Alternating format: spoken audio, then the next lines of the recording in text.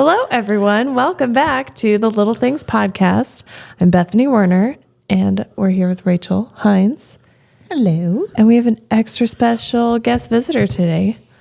Molly Bassett is here to talk to us about organizing, and she is a professional organizer.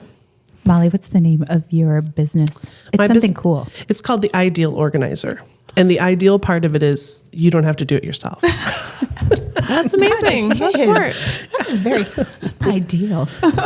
It is a new year, and oftentimes after the new year, after Christmas, we have all this new stuff in our house, and it's time to purge. It's time to rethink of our new spaces. And everybody has been home for a couple of weeks, so everybody has put things away in the wrong spot or not put them away at all. Yeah. I felt this a little too much this year, so much so that my husband and I just bought a new house. That's crazy. one way to do it. Yeah. You just leave all your old stuff. That's right. I wish. If it doesn't work at one house, it'll work at the next. Maybe, right? So we thought now would be a good time to have Molly come and just tell us, especially with little kids. I really feel like I was rocking this whole home organization stuff, and then I got a little baby, and babies come with a lot of stuff. They do. And it's big, clunky stuff that doesn't store well, even. And it has to be out for everybody to see. Right. And then you have little kids who have the most precious little things. I didn't know this little rock was the most important thing we could own. And what are we supposed to do with all this stuff? And how are we supposed to honor it and treasure it? So Yes. And this is just a constant question that I get all the time when I'm organizing. One of the things that when we think about the new year, I think it's starting, how do I start? I think it can feel really overwhelming. I usually tell people, there's a few things. Sometimes there's what they call the broccoli approach. Start with the place that you're dreading the most. Now, I like broccoli, so that's not necessarily the right thing for me. But I love that saying, though. That's super cute. So start with the place that you're dreading the most. But sometimes I think the better idea is to start with the place that you need the most. I have some new clients coming up here in a week or so, and their mudroom is the place that's driving the most nuts. So that's where we're going to start. So it just depends on what works for you. But I think it's important when you're going to start, look at your timing. How much time do you actually have? I think we get, especially moms in that season of life, when you have little kids, you get these great ideas. Unfortunately, sometimes those come at 10:30, 11:30, 12:30 at night, and you decide to pull everything out when you really don't have the time to complete it. And you have Bible study coming over in the morning. Right. Exactly. And so I think it's important when you start to look at what you can complete. Maybe it's just a drawer. Maybe it's just a cupboard. Maybe it's just the shoe bin, something like that. But look where you can complete. And I think the other thing that we have a tendency to do is to take the whole project on at once, as opposed to saying, okay, today is going to be just this one drawer. Tomorrow I have 2 hours, so I could conquer the front hall closet. You want to look at your timing and see what you're actually able to do in that time period. So that is so smart. And it goes real, the little things, right? Yeah. Right. But we often try to take that big chunk and do too much. And then we feel get overwhelmed. Yep. And then we shut down. And so instead of saying, I'm just going to do a little bit today, a little bit tomorrow, or maybe a little bit in 3 days or in a week, we try and do it all at once. And then we just get shut down on that. So I think as you're beginning the process, take a look at what some of your goals are and then break them down. And when I go into a client's house, that's what we do. We take a look at the place and then we break it down. How can we make this manageable for what we have for time? So, and I think especially when you have little kids, that's important, because while we love our children, and I loved that season of life with my kids, they are not helpful necessarily in the organizing process. Right. They're helpful in the disorganizing process. Right. Correct. But that toy that they have not seen in 6 months all of a sudden becomes so very important to them when you're ready to get rid of it. So they're not always helpful in that. So finding time when you can do that without your little special people around is a good important thing to do. Yeah. Mm-hmm. Well, and I think as you were describing, waking up or being there at 10:30, 11:30 at night, and all of a sudden having this That's like great idea.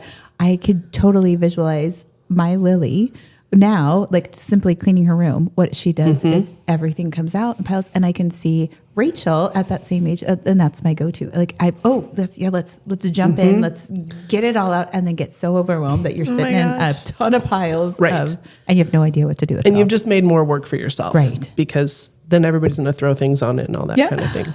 I think something else as you begin to organize that it's important to remember as a parent, and this is kind of a hard thing.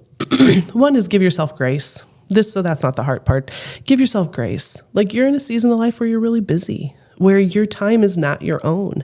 So give yourself grace. It doesn't have to look like the magazine. You just want your house to be functioning and relatively clean.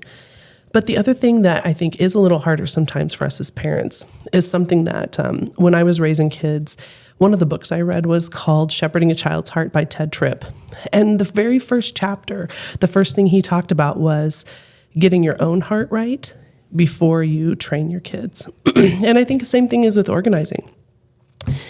Not to the biblical perspective. It's not that same. I'm not saying that. But what I am saying is I think it's important for us as parents to look at ourselves.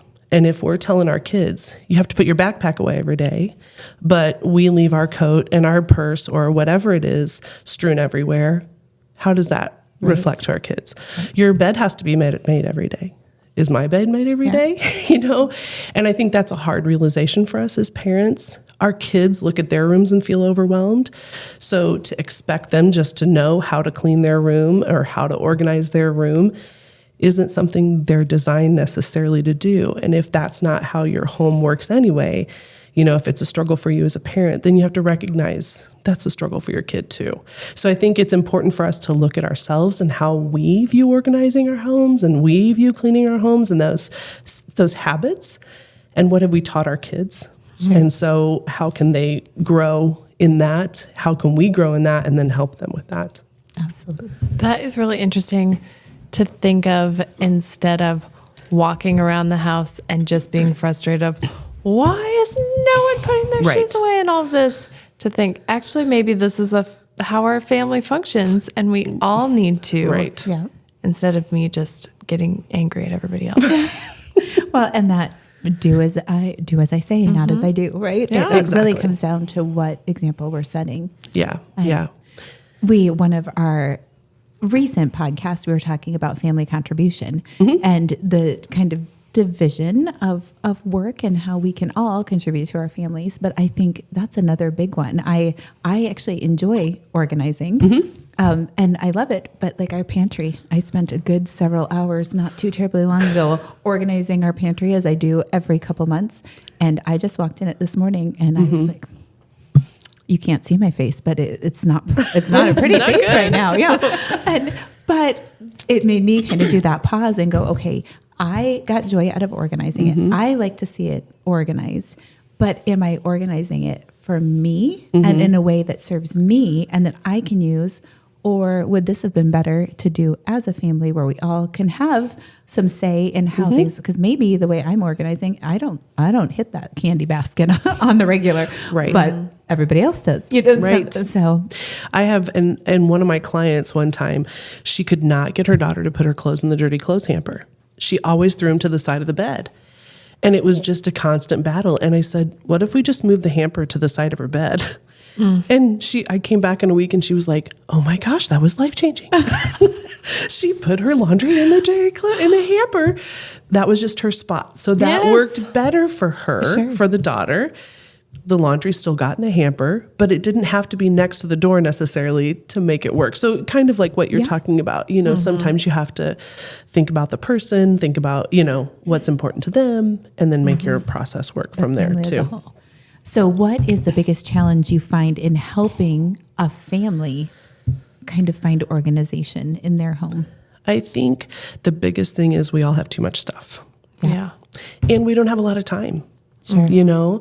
Everybody's busy. And so you see so many different things about how to get organized and how to do these things, but you got to have the time to do it. And so that's a challenge. And then we go back to how much time do you have, finding areas you can complete.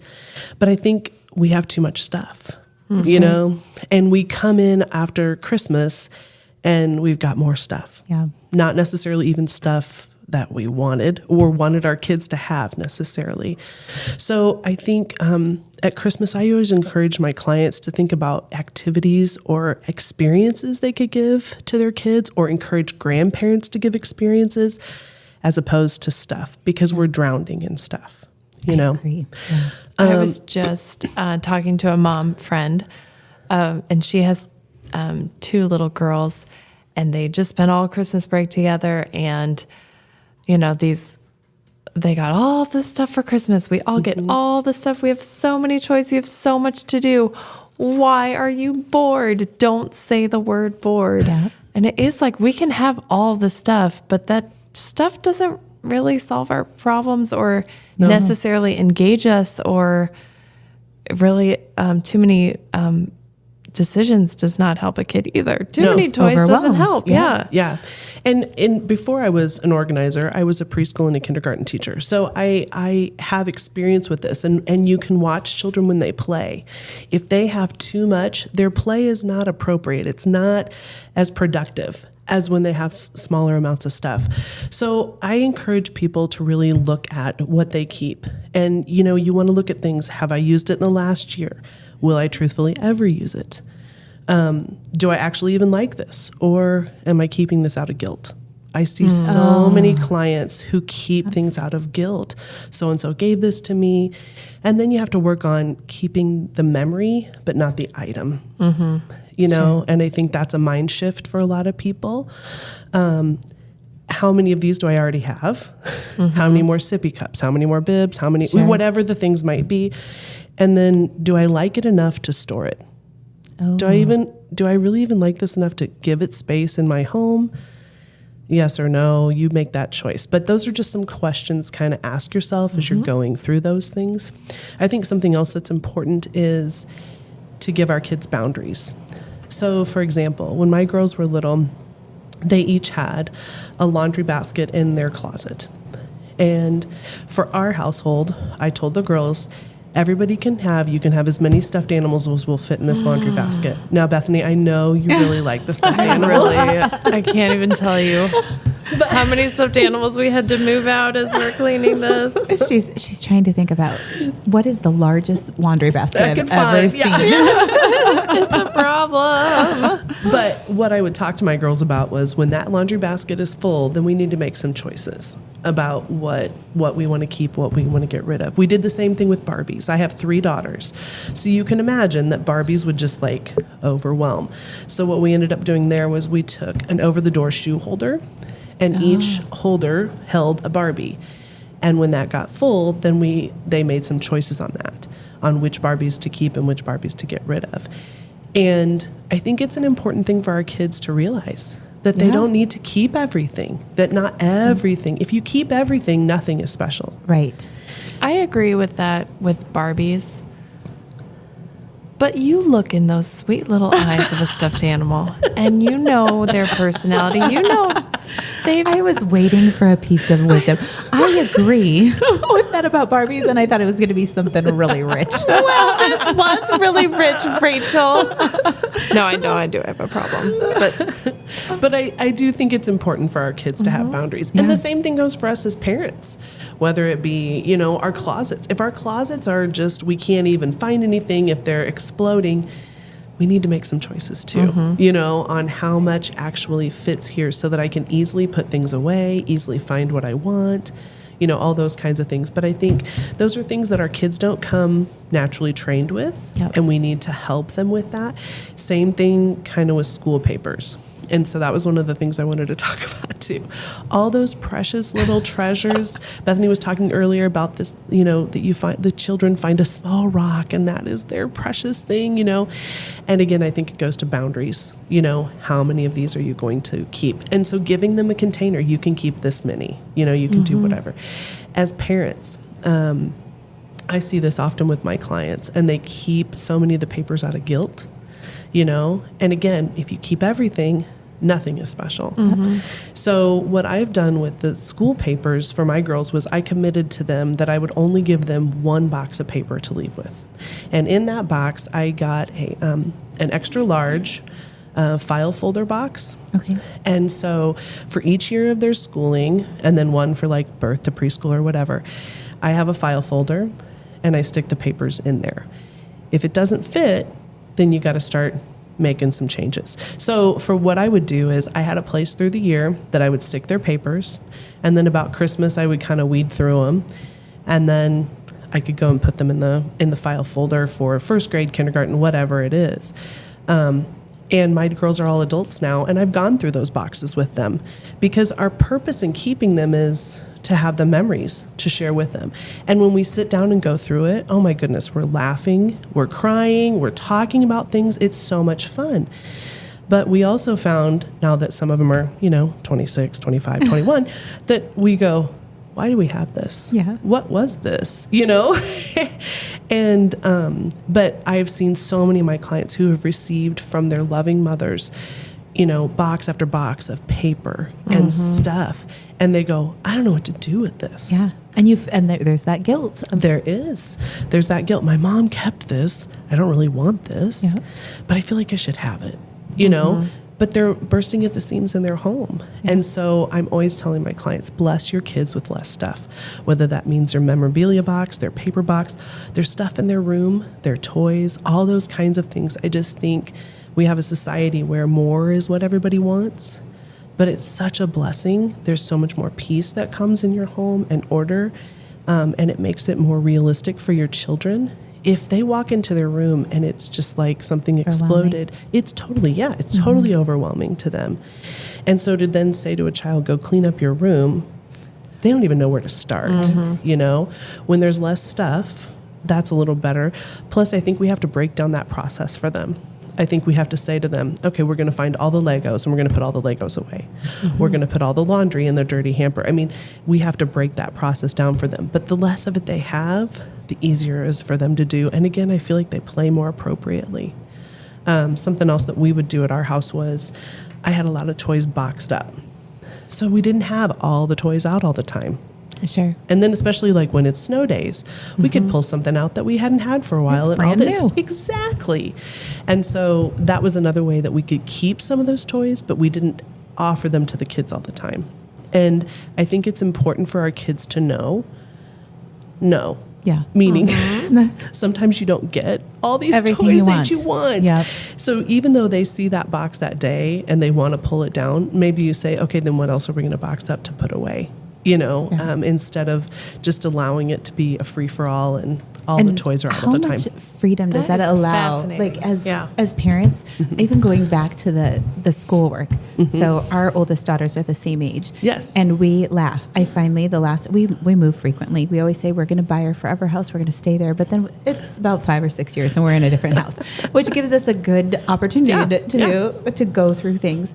But finally, at that point, it was probably 23 years into our life, we went through the Jasmine totes. And I literally saved every single paper that came home from preschool to kindergarten to first grade. And I think by second grade, we were on to tote 943 or whatever it was. But for me, it was first-time parent. I was a young parent. And I was like, well, to be a good parent, you save all this stuff. And so that permission of like, you know what? That's not what's important. That's not showing your child value by keeping every single one of their things.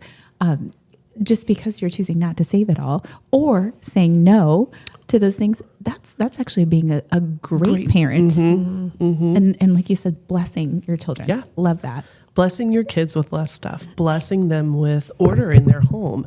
And that does go with them.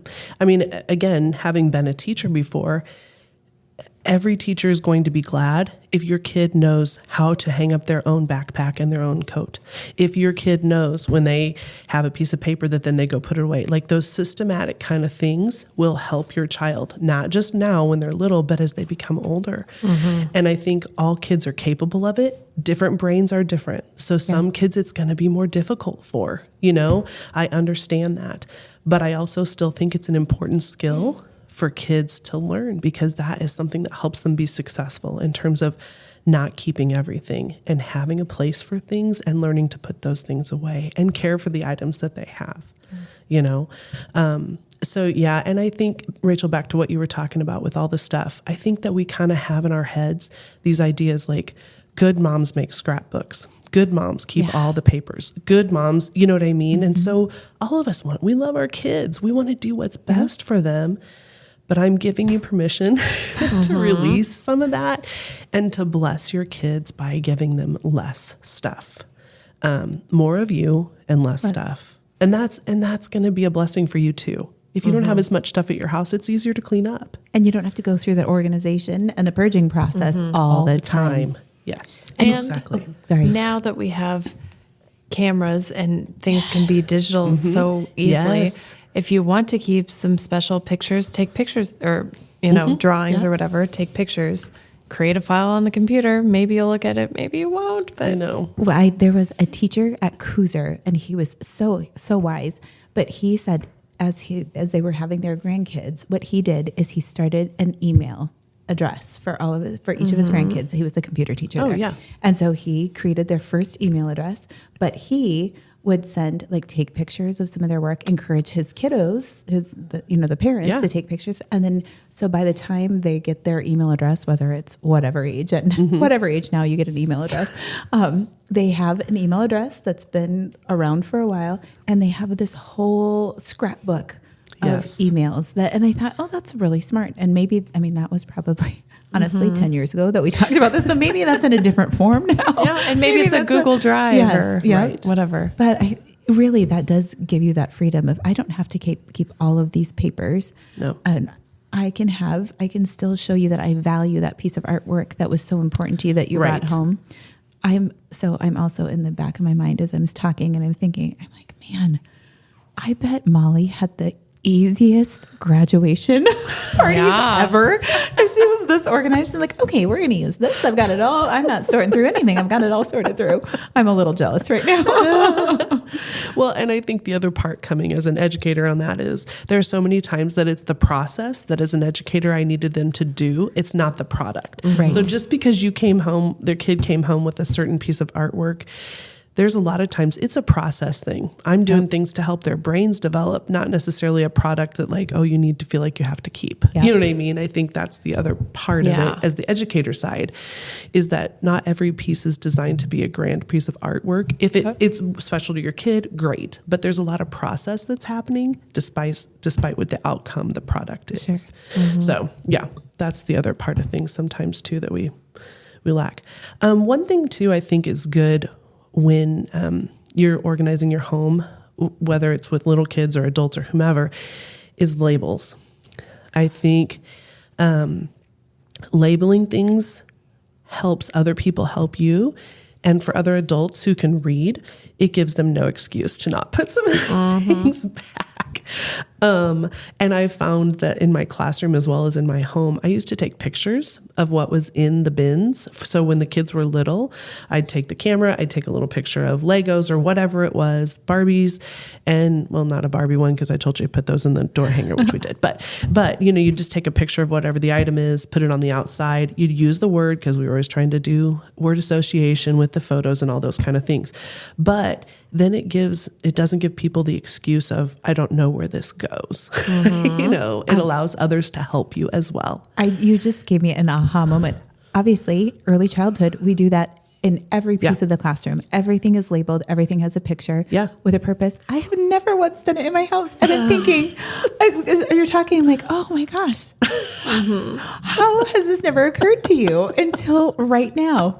I love a good label maker. That's my you favorite. would. I do. I can see that. You have lots of labels in your house, I bet. Do you? Just in the, not visibly, but in the downstairs storage place, yeah. Because what's better than a good label? And then you can find everything and you know exactly where to put it back. And it's fun. I'm getting all warm and fuzzy because I'm thinking, I want to leave halfway through the day and I want to go home and start organizing. Label makers. But I will say the idea of doing labels in the classroom always overwhelms me. And so I'm like, oh, this could be a game changer in the pantry if I label things. Yes. But I'm like, oh, I know. who am I going to talk into Bethany. I'll do it. Bethany, I'll pull up your new carpet if you go. Yes. Well, and I don't have a Cricut machine, but lots of people do these really cool that's a great Cricuts, idea. and they look so great, on all their containers and stuff.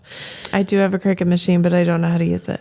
But I'm going to learn how to use it. It'll be great on all your new containers in your house, Bethany. I'm going to wait on my pantry until you figure out how to Yeah. work that Cricut machine. It's got to take time. Yeah. It'll be I bonding. do want to reiterate again, though, as we're talking about these things, I just want moms and dads to have grace with themselves and the fact that, again, my kids are adults. And when they were little, we had organization too, to a certain extent. But, I just feel like we can't beat ourselves up over what we can't get done. Look at what you can do, try and break it down so that it's you're setting new habits probably for yourself too. And that takes time.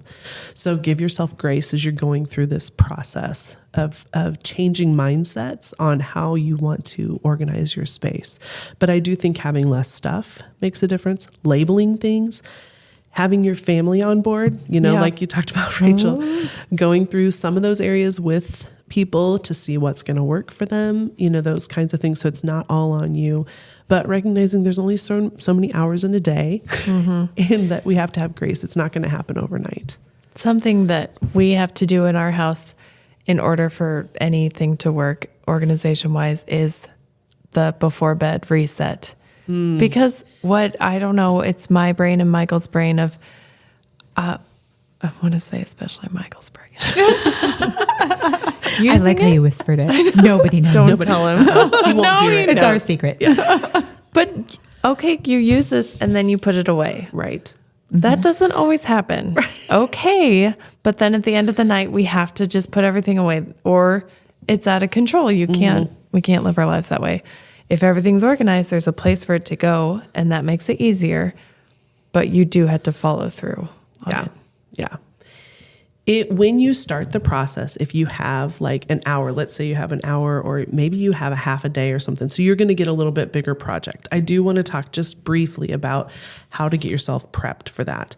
So like when I go into a client's home and we're going to do, let's say, so I have this new client that we're going to be doing their mudroom.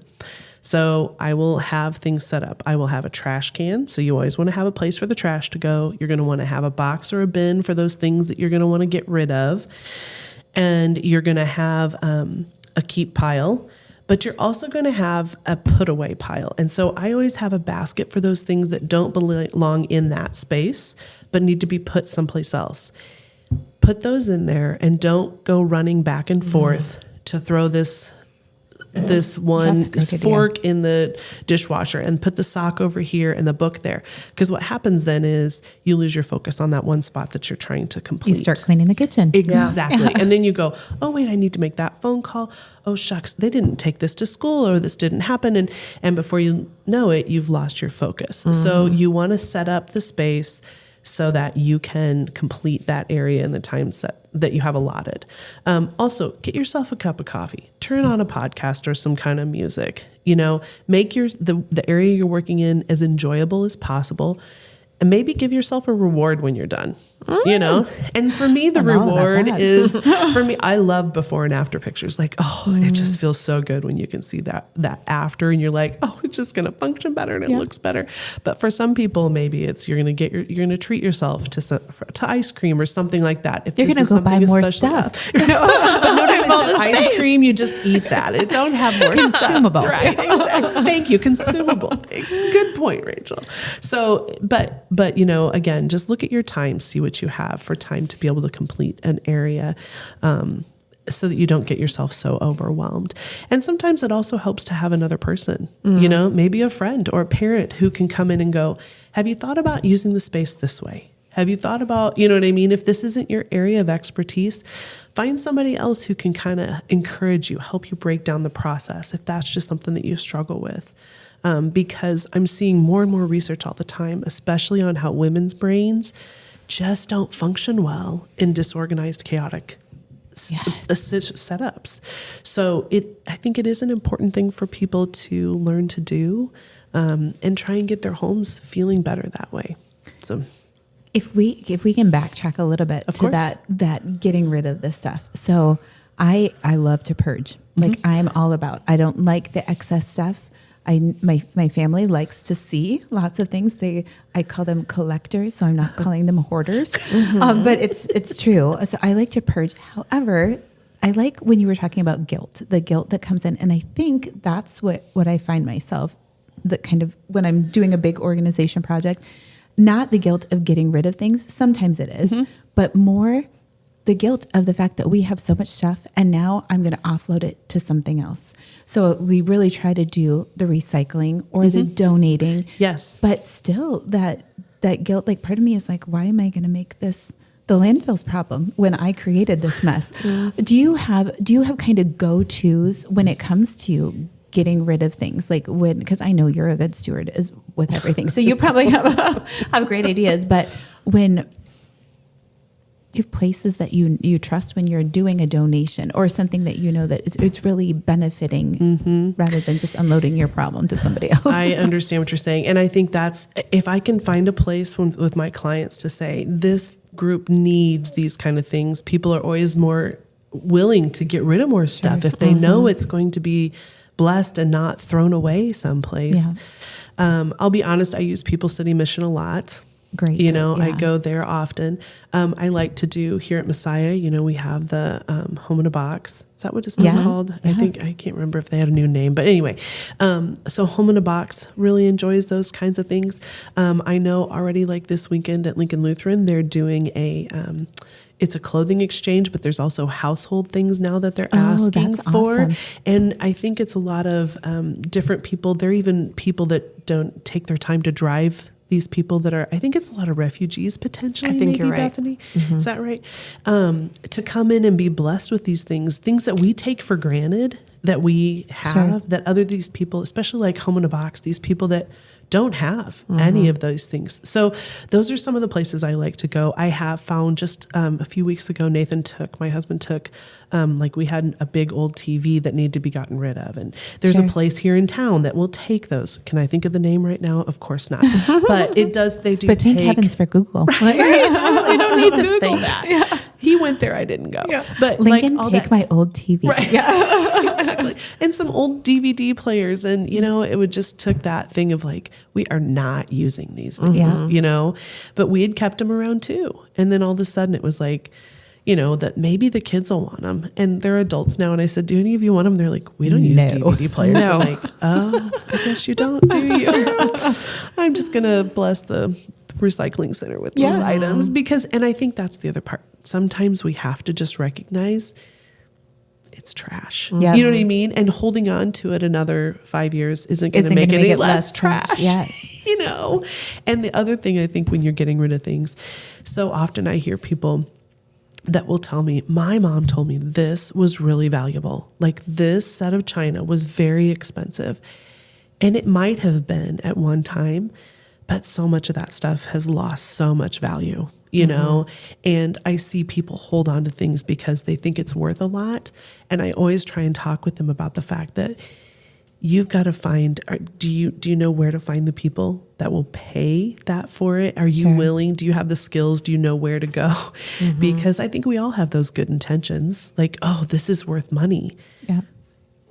Is it? Yeah. Right?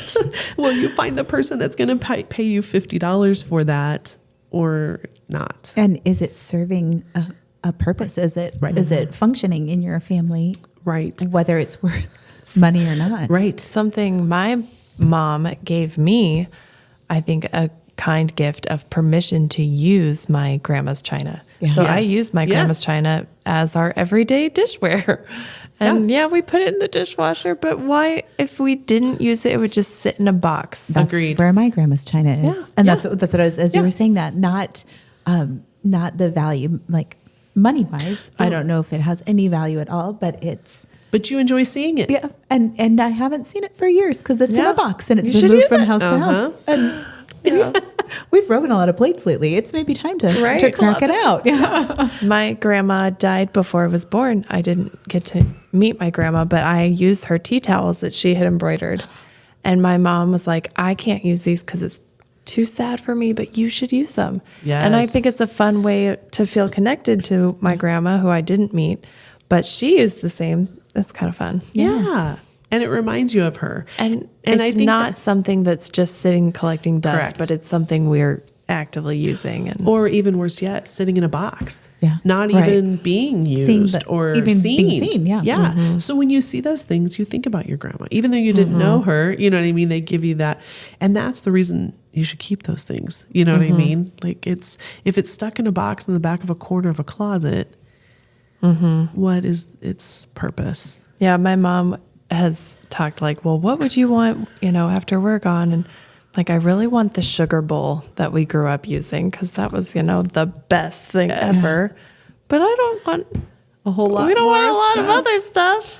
And it's But all, what do you want that's actually special to you and that you would value? well, and it's always tied to the memories, like the experiences. When both my grandfather had died, and then when my grandmother passed away, everybody was all together, and they had really downsized, which was a blessing to everybody else. Yes.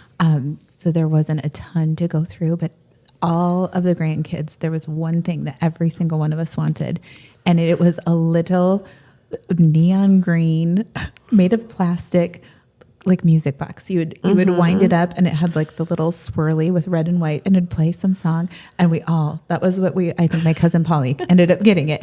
But it was that value, because when we went, we had never seen one before. It was only at Grandma and Grandpa's house, and that was a direct memory of our time spent with them. It wasn't any of their not my grandma's silver, not any of that kind of stuff. It was that little tiny music box that they probably got on a trip somewhere for $1. That is so Right. funny. Yeah.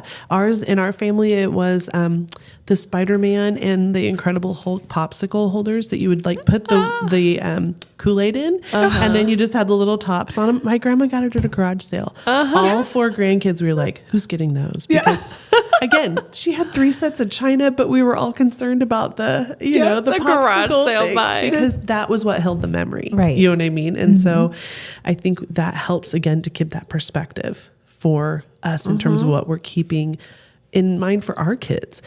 And as your kids get older, if you're in that season when your kids are little, you can't do this. But when your kids are older, ask them, what do you want? Yeah. Does this even mean anything to you? And if it means something to you as the parent, tell your kid why. That's where going back to that paperwork with my kids, if we're just going to keep it and it's just going to be paper in a box to move from one place to another, what's its purpose? But go through it with your kid. And maybe that's what you tell your kid. Don't give me a gift. Just give me the gift of your time this year. Let's just go through these things. Let's reminisce on it. It's the memories. That's the reason you want to have it. So treat it as such. If you're going to keep those things, they need to be kept in a meaningful way, whether it's china or papers or a tea towel or, a music box, whatever it is. And use it. And use it and Yeah. enjoy it. So, yeah. So when I had a very wise question, but now I'm thinking about the music box. Oh dear. Got you all distracted. I know. All kinds of distracted. Just talk amongst yourselves. I'll think of it. You'll rethink. Well, so this is a silly one, but about clothing. Okay. So as women, or at least I say that grouping our whole gender into my category, but I struggle with size. I think about, body image, right? Yes. So I never want to get rid of those things that are a little too tight because I'm going to get back in them. Right.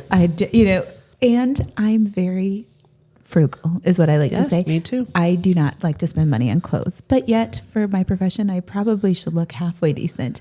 The pants I have on right now are probably at least a size too small, and I've had them for 20 years. But I'm like, you know what? The buttons have not popped off yet, That's right. and they still have some life left in them. But how do you kind of coach people through that process of my closet is probably my area that I'm like, I don't like to organize it. It overwhelms me completely because I'm so afraid, I don't like these shirts, but I probably should wear them at work. Or there's just so much overthinking. Yeah. And I think that's a common issue. And I read different things and different people say different things. One of the things is if you look at that item of clothes and you go, I just didn't feel good in that. Whether it physically didn't feel good on or you didn't feel good in it, let it go. You're never going to wear it then. No, I mean, I So had, excited. I'm going to go get rid of all the shirts that I I need feel to- like make me sweat. yeah, right. I mean, Maybe it's just me that is sweating, but it's the shirt.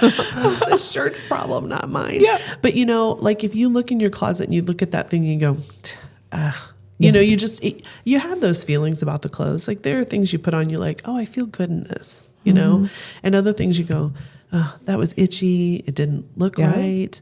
I saw that picture of myself later and went, what was I thinking? Like that's a big one for me. Yeah. Like, oh, Gone. nope, that's out of here. So I think that's important. But I also think giving yourself that permission and again, having those boundaries. How big is your closet? Is it going to fit in your closet space? But maybe you take some of those things and just put them on hold and box them up. Have a spot that you label that box that says size 10 clothes. And then in the next year, you can look at that again and go, because a lot of times by the next year, I would be like, oh, this isn't even that cute. Yeah. You know, some of it is. I keep clothes a long time too. Rachel, I'm with you. I'm very frugal about that.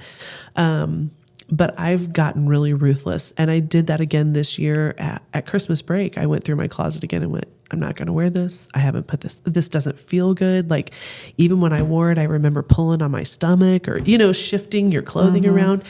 And so I just let it go and it felt so good. But part of it was the Lincoln Lutheran clothing donation was happening. And that was an incentive to me, knowing that, hey, maybe somebody else is going to be blessed by this article of clothing that for me just didn't fit right. Yeah. But somebody else will really be blessed by it. But if you need to put it in holding for a little bit, don't get it in take up your regular space. Does that make sense? Yeah.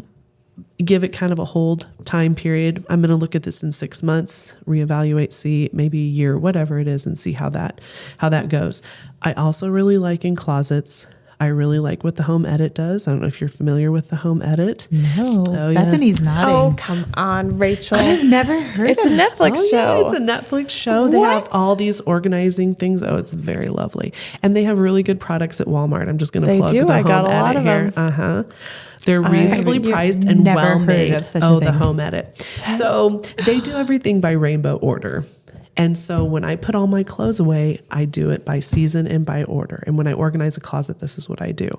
So, you know, you start with white, pink, red, orange, yellow, you know, you go through the gamut, but I do all my short sleeve shirts together in that, all my long sleeve shirts together in that. And part of what also that helps is you go, I have 6 long sleeve black shirts that almost look the same. What am I doing? Yeah. You know what I mean?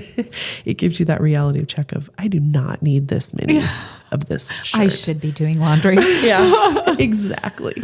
You know, so putting those things together in like categories, whether it's pants, shorts, whatever.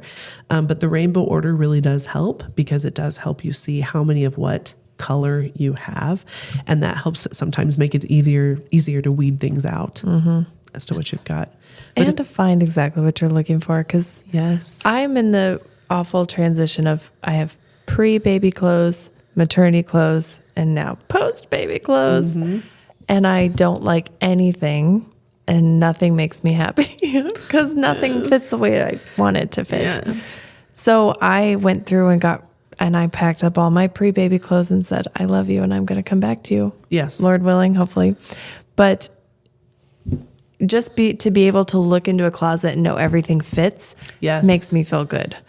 Because then at least it's not, then you just That's a feel good crummy. point. Yeah. You know? Yeah, when Yeah. you go to pull them on and they Yeah. stop. Yes. Before you even get to your knees. Darn it. I'm in that same stage, but there's no cute baby involved. Me too, Rachel. Me too. I know. My baby's 21. I'm still working on the post. You mentioned the buff. Home Edit. I'm a big Marie Kondo fan, even though she has now she had babies and she kind of said, yeah, it's really hard when you actually have kids, which is true. Yeah. But some of the things that I do all the folding the way she does it in my drawers and everything. But when she purges something, I like to keep in mind is this something I want to bring into my future? Which maybe seems a little silly, but it is like, okay, what do I want my life to look like? I don't want to look in a closet and just feel sad all the time. Right. Right. Or I don't want to look at this book that I am never going to read but Yeah. thank you, whoever gave it to me. Sorry, but I'm not going to read it. I can't have, Yeah. So just having that mindset of what could things look like? I don't know. And she does a good job of saying, like, you're just supposed to touch the item and then make a decision. Does it bring you joy? Does Right. it spark joy? Right. Does this Don't item dwell. spark joy for you? And if not, let it go, and bless somebody else with it. I do appreciate that, because I think sometimes that overthinking we were talking about earlier that we can end up doing sometimes, like overthinking on it can cause you to keep it when you really don't need it. Right. So sometimes making those quick decisions, I do allow when I'm working with my clients, I do sometimes tell them we can make a maybe pile, because sometimes that it's too hard to do that very first, some people are great at it, but other people, Well, even Marie that's Kondo hard. says you have to practice at it. Yeah. Because then, and once you get there, you will know this is sparking joy and this isn't, but you do have to practice. Well, and in the end, it feels so good. So once you know it feels good, then you're more likely to be like, oh, I can get rid of things. I can, all that kind of thing. So, Well, and we live in such a world of excess. Like Yes. every place we go. Like Yes. I think it was during COVID, and I walked into a Walmart and I just looked at the shelves and looked and saw how high they were and all the things, and I thought, oh my gosh, all of this stuff is going to go someplace, like Right. into homes, into landfills, and it's like it made. And I don't know why it took that long for me to really fully grasp that, but all the stuff we don't need. And Right. I feel there's so many ways by us as parents getting in the habit of organizing and not having excessive amounts of things and stuff can bless our kids and bless Yes. another generation. That, okay, just because we're living and we're okay with this level of excess, it doesn't mean it's right. And maybe we can do a little correction here. And I think Christmas and birthdays and things like that are prime times for us as parents to examine our hearts on why we're giving things. Even if you can afford to give it, is it good for your kid to get that many things? What is, I remember a sweet family member who I love, who by the time their daughter was 3, she'd been on a Disney cruise twice, and she had all the princess dresses, and she'd had and I thought, how do you ever live up to this next year? Yeah. Yeah. You know what I mean? I think if we set a standard for our kids and then they expect it and we expect it, and, Christmas is so stressful as it is, but if we were to scale it down a little bit and say, here's what we're just going to spend this much money. We don't need all this stuff. And it doesn't necessarily do our kids good to get so much of it. Well, and ultimately pointing, why do we have the Stanley Cups? Why does an 11-year-old need a Stanley Cup for Right. Christmas? And why do you have to have 8 pairs of jeans and all those different things? We're finding our identity in something Yes. apart from Christ. And Yes. again, there's so many great, purposeful, functional things that we can teach our children through getting in these habits, but also just spiritually. Yes. Okay, let's get to the heart of this. Why do we feel like we need to overwhelm ourselves with things? And where is our identity? Where is our Yeah. peace? Where's our contentment? Yep. So when I speak, because I speak sometimes to different groups about organizing and stuff, and one of the verses that I share is 1 Chronicles 29:11, and it says, "Yours, O Lord, is the greatness and the power and the glory and the majesty and the splendor, for everything in heaven and earth is yours." It's all God's. How are we stewarding it? Yep. Whether it be our stuff, our money, our time, how are we stewarding all those things? And what are we teaching our children and all that as to where the importance of things are? They're not going with us to heaven. Yep. It's those around us that, hopefully we can help to encourage to have a heavenly mindset, to know who Christ is, to know that his death and his resurrection are what save us. In the end, that's all that matters. And we lose focus on, it's so easy. We're so distracted. Yeah. Where So are we putting easy our to time lose. and energy? Yeah. Yeah. Yeah. And I money. love that. Honestly, when we're Yeah. called to serve, and if every time we make a trip to the grocery store to get groceries that Yeah. obviously we need, we're also, and I'm thinking when I say grocery store, I mean Target. We're also hitting that dollar section and putting things in our cart. That's maybe it only amounts to $10, but how Right. could that be used in a different way? Right. That's more service minded. I'm definitely guilty of that. Yeah. I think we all are to a certain extent. Yeah.